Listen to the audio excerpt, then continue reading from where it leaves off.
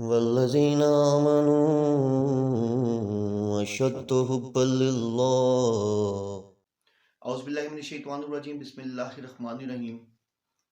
آمنت باللہ ورسولہ هو الاول والآخر والظاہر والباطن وهو علی کل شیء علیم۔ رب اشرح لی صدری ویسر لی امری واحلل عقدۃ من لسانی یفقہوا قولی۔ معزز ناظرین، بھائیوں، بہنوں، بزرگوں، السلام علیکم۔ سلسلہ قرآن ترجمہ تفسیر کے حوالے سے ہم نے اپنی پچھلی ویڈیو میں سورہ بقرہ کی آیت 19 اور 20 کا ترجمہ اور تفسیر پڑھا تھا۔ اب ہم اس سے آگے شروع کرتے ہیں۔ اچھا، اس آیت کو شروع کرنے سے پہلے میں تھوڑا سا آپ کو اس کے بارے میں بتاؤں کہ یہ آیت ہے تو بہت چھوٹی، لیکن اس کا سمجھنا ہم سب کے لیے انتہائی ضروری ہے۔ تو اللہ عز و جل فرماتے ہیں، یا ایھا الناس، اے لوگوں، اعبدو، عبادت کرو، ربکم، اپنے رب کی، الذی، جس نے خلقکم، تم کو پیدا کیا، والذین، اور ان لوگوں کو، من قبلکم، جو تم سے پہلے تھے، لعلکم تتقون، تاکہ تم سب بچ جاؤ۔ اچھا، ایک بات کو سمجھیں یہاں پہ، سورہ بقرہ سے پہلے، اس کے سورہ بقرہ جب نازل ہوئی، اس سے پہلے 2/3 قرآن جو تھا وہ نازل ہو چکا تھا، ٹھیک ہے۔ لیکن جب ہم قرآن کی ترتیب کے اعتبار سے دیکھتے ہیں تو وہ آیتیں، وہ جو صورتیں ہیں، وہ بعد میں آئیں گی، ٹھیک ہے۔ لیکن کیا تھا کہ اس کا نزول جو تھا وہ پہلے ہو چکا تھا۔ تو پہلے 2 رکوع میں کیا ہوا کہ مکی قرآن جو نازل ہوا تھا اس کا خلاصہ آیا، ٹھیک ہے۔ تیسرے رکوع میں قرآن کی دعوت کا خلاصہ آ گیا۔ بیسیکلی قرآن کی دعوت کا اصل خلاصہ کیا ہے، قرآن کی دعوت ہے کس لیے، وہ آ گیا۔ وہ کیا ہے کہ عبادت کرو اپنے رب کی۔ تو قرآن کی دعوت کیا ہے؟ عبادت۔ اور یہ قرآن کی دعوت کا خلاصہ ہے۔ اور تمام انبیاء، یعنی کہ تمام انبیاء جتنے بھی گزرے ہیں، ان کی بھی دعوت کا خلاصہ یہی تھا۔ سب نے ہی آ کے اللہ کی طرف سے میسیج یہ دیا کہ اپنے رب کی عبادت کرو تاکہ تم لوگ بچ جاؤ۔ سورہ اعراف میں، سورہ ہود میں ایک ایک رسول کا نام لے کر آیت اتاری، ٹھیک ہے، جس کے الفاظ یہ ہیں، یا قومی بدو اللہ ما لکم من الہ غیرہ، اے میری قوم کے لوگوں، اللہ کی بندگی کرو، اللہ کی عبادت کرو، اس کے علاوہ تمہارا کوئی الہ نہیں۔ اور سورہ شورى اگر آپ پڑھیں تو اس میں دعوت کے حوالے سے جو رسولوں کی دعوت تھی، اس ضمن میں یہ آیت جو تھی، جو کہ میں تلاوت کرنے لگا ہوں، اس آیت کو کہا گیا، فاتقوا اللہ وأطیعون، پس اللہ کا تقوی اختیار کرو اور میری اطاعت کرو۔ اور سورہ نوح کے اندر حضرت نوح علیہ السلام کی دعوت ان الفاظ میں بیان ہوئی، اعبدوا اللہ واتقوہ وأطیعون، کہ اللہ کی بندگی کرو، اللہ کا تقوی اختیار کرو اور میری اطاعت کرو۔ آپ دیکھیں کہ قرآن میں اللہ تعالیٰ نے واضح ایک جگہ پہ فرمایا ہے کہ میں نے جنوں اور انسان کو پیدا ہی اس لیے کیا ہے کہ وہ میری عبادت کریں اور میری بندگی کریں، ٹھیک ہے۔ اور یہی دعوت اللہ تعالیٰ نے رسولوں کے تھرو ہم تک پہنچائی ہے۔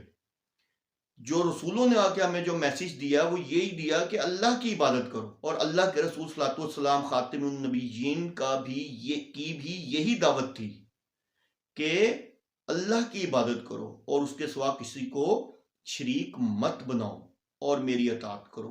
اچھا، یہاں ایک سب سے بڑا فرق اس آیت پہ اگر آپ دیکھیں گے تو، اگر باقی جگہوں پہ آپ دیکھیں گے تو لفظ جس میں اللہ تعالیٰ خطاب فرما رہے ہیں تو اس میں باقاعدہ طور پہ باقی پیغمبروں سے جب ذکر ہوا ہے تو ذکر ہوا ہے قوم کے حوالے سے کہ یا قومی، ٹھیک ہے۔ اور اللہ کے رسول صلی اللہ علیہ وسلم کے لیے جو صیغہ خطاب یوز ہوا ہے وہ ہوا یا ایھا الناس، اے بنی نوع انسان، یعنی کہ انسان، اس میں ٹوٹل آ گئے نا، سب کے آگے۔ تو یعنی کہ اس سے ایک بات آپ کو یہاں کلیئر ہوتی ہے کہ جو ان کی دعوت تھی، جتنے بھی پیغمبر گزرے ہیں، ان کی دعوت ان کی قوم کے لیے تھی، ایک قوم کے لیے وہ لوگ بھیجے گئے تھے۔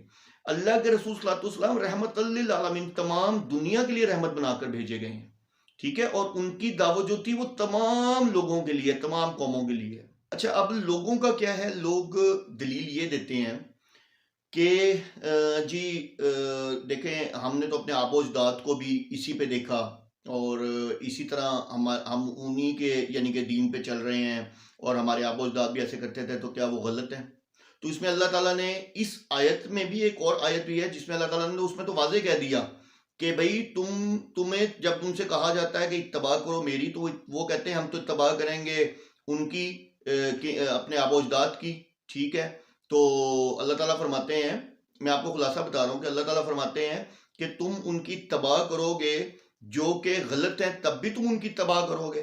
مطلب مین کہ وہ آگے سے دلیل یہ بنا کے دیتے ہیں کہ ہم تو اتباع کریں گے کیونکہ انہوں نے، وہ کہتے ہیں ہم نے اپنے آبا و اجداد کو اس طرح کرتے دیکھا. تو یہاں جو بات اس آیت میں آپ کو سمجھنی ہے وہ یہی ہے. یہاں بھی اللہ نے پھر ان کو باقاعدہ ان کا جو ذہن تھا، جو کہ ان کے ذہن میں چیز بس گئی تھی کہ آبا و اجداد والی، تو اللہ نے یہاں کلیئر کر دی، اے لوگوں عبادت کرو اپنے رب کی جس نے تمہیں پیدا کیا اور تم سے پہلے بھی لوگوں کو پیدا کیا. یعنی کہ ان کو بھی دعوت یہی ملی تھی. اس کا مطلب یہ نہیں تھا کہ ان کو دعوت علیحدہ ہی دی گئی تھی.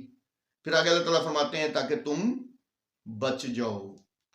تو بہت امپورٹنٹ آیت تھی جو میں نے آپ کو اس لیے کہا تھا پہلے ہی، آپ کو اس لیے اس کی تمہید باندھی تھی کہ اس آیت کو ہمیں سمجھنا بہت ضروری ہے. اسی لیے میں نے مختلف صورتوں سے بھی آپ کو بتایا کہ ہر نبی کی جو دعوت تھی وہ تھی کیا؟ وہ یہی تھی کہ اللہ کی عبادت کرو، میری اطاعت کرو، ٹھیک ہے؟ اور اسی طرح تاکہ تم بچ جاؤ.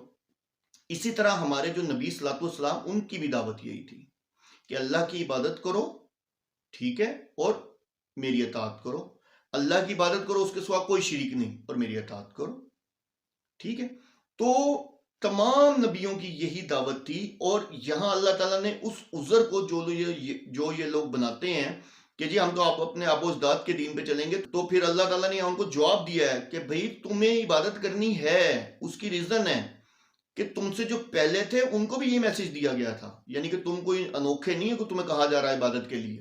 تو اس کو ضرور سمجھیے گا، اور کوئی بھی آپ کے ذہن میں سوال ہو اس سے ریلیٹڈ تو مجھے نیچے کمنٹس میں بتائیے گا.